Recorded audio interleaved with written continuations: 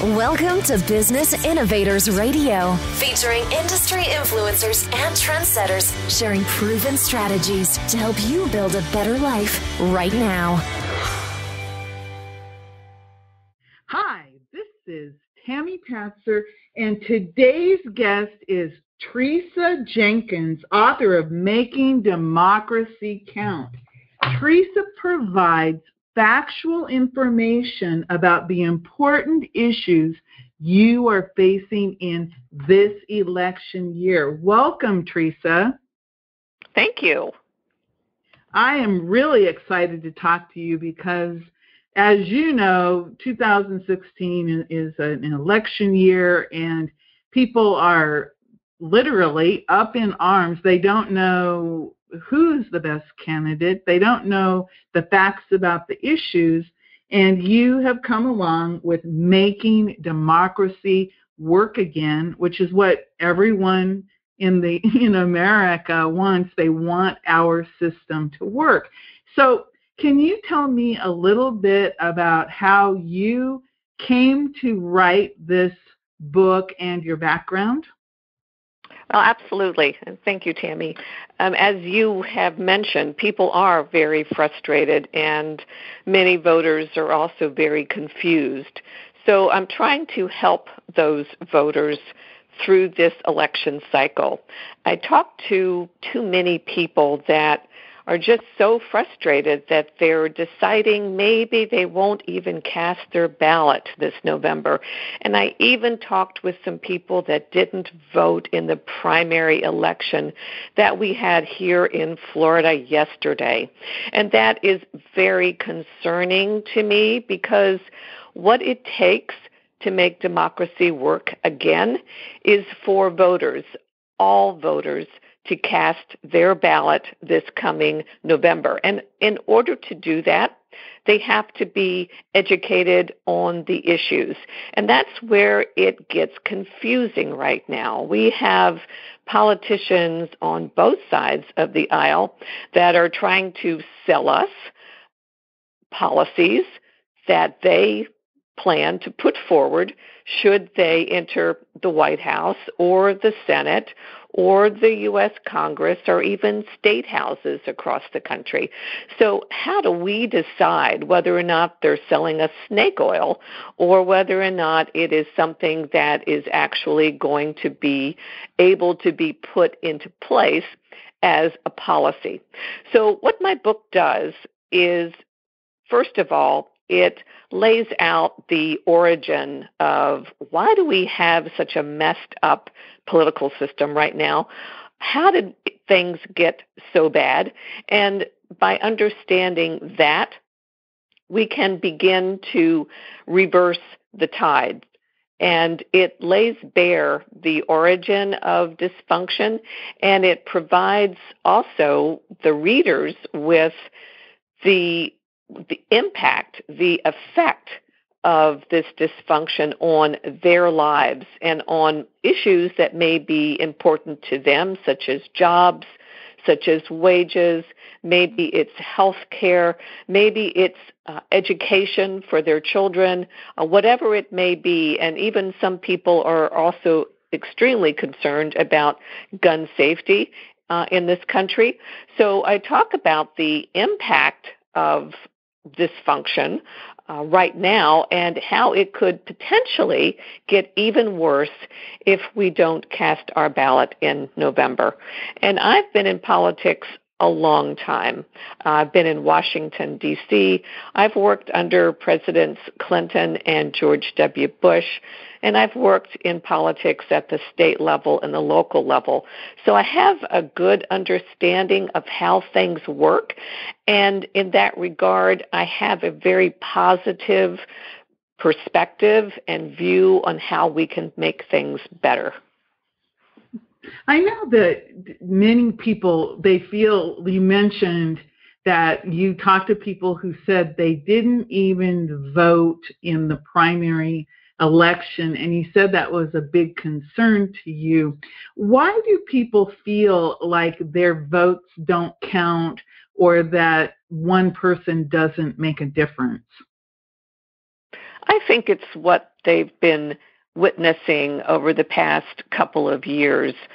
We see so many people that are so vocal about their distrust, about their anger over politics today, and they feel as if it's this minority group of voters that seem to have the microphone, and they are the ones that politicians are listening to, when in fact they are a minority group of voters.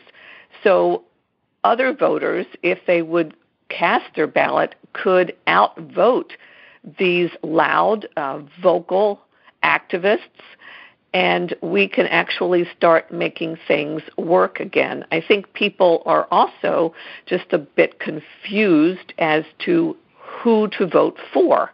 And so that is one thing that my book can help voters with, because I portray what policies have been put in place that have made people feel extremely angry.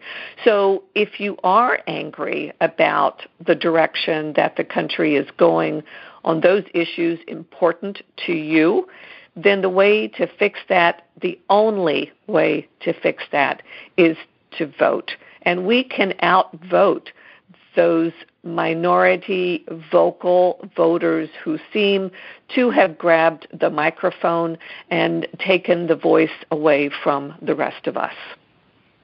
You mentioned that you worked for both the Clinton administration and the Bush administration, so you've been working with people, both Democrats and Republicans, obviously, at all levels of the political system, like you said, locally and statewide and nationally.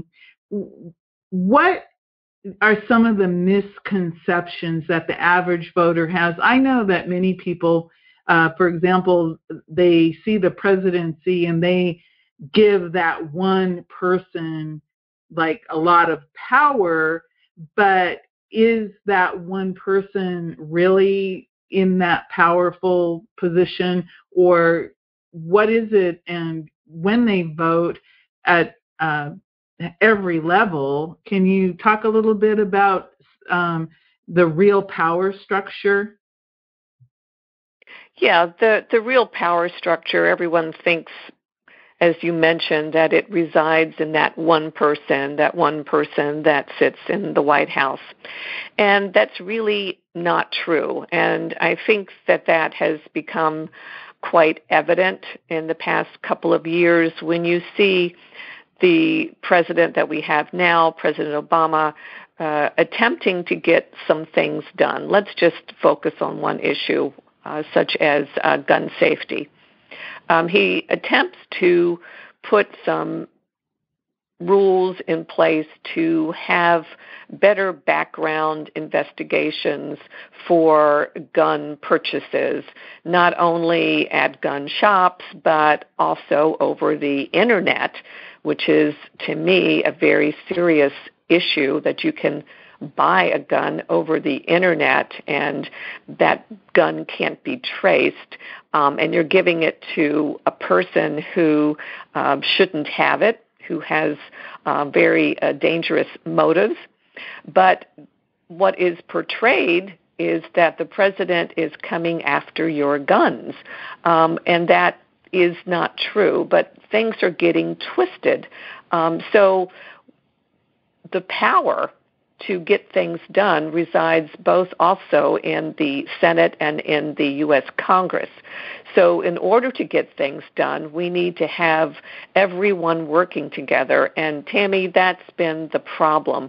We don't have the respect that we used to have, Republicans respecting Democrats, Democrats respecting Republicans, and the party that's not in the White House disrespecting the person that is in the White House.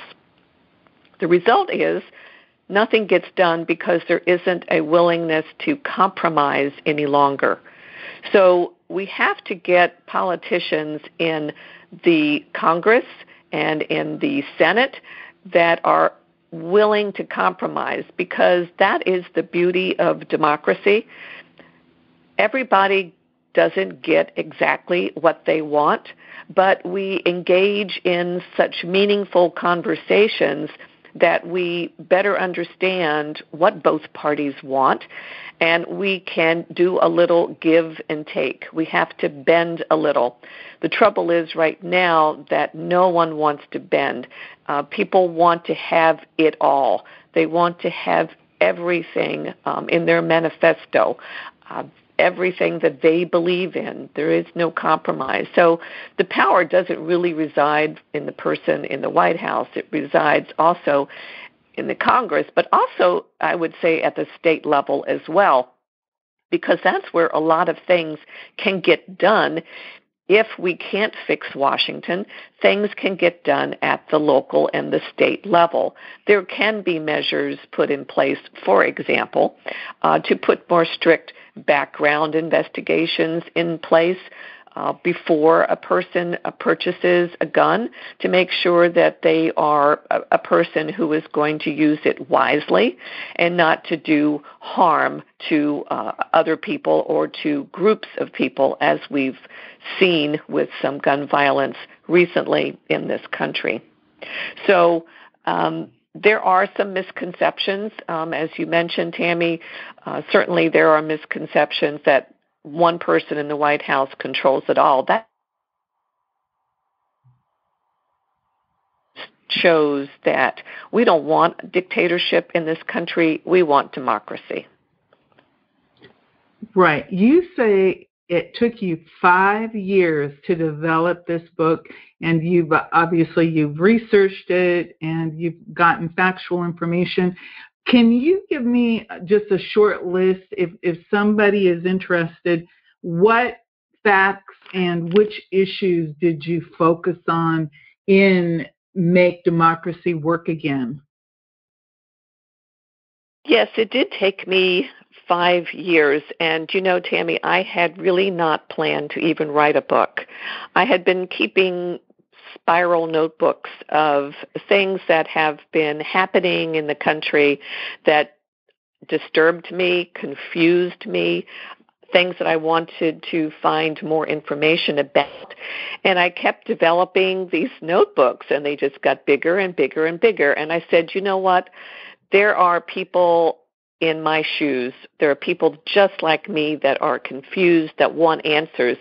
And I've done 5 years of research, so why not put my research out there and help educate other people who were at one time as confused as I was.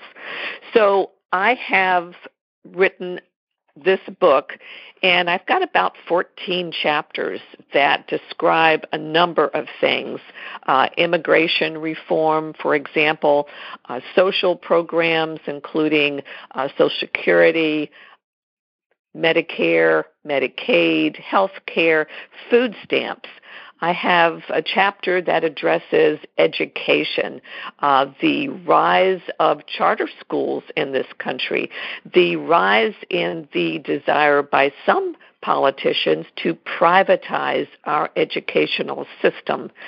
And I go in depth in those issues, and based upon research that I've found, I'll lay out what I believe is happening, why it's happening, and the voters can then decide if they think this is a good thing for the country.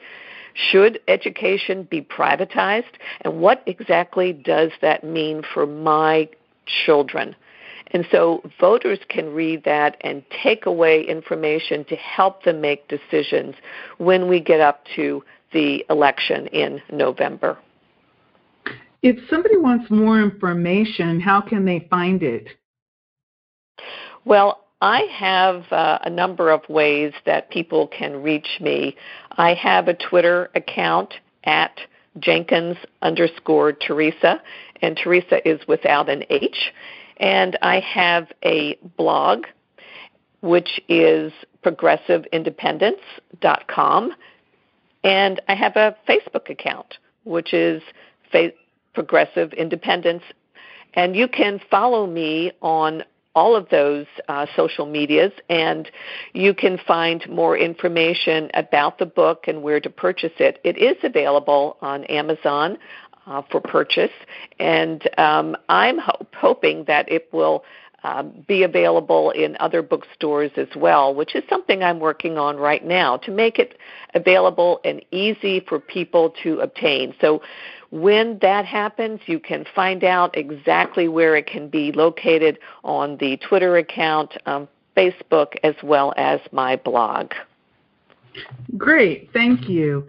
I want to ask you to leave our listeners with one thought that you think they should really focus on for this upcoming election. Sure. Well, one of the things is that I completely get it. I get it that voters are confused and angry and feel that our politicians have abandoned them. They're frustrated, they're confused. So what I can do for these voters is to provide them through my 14 chapters in my book with factual information about issues that may be pertinent to them.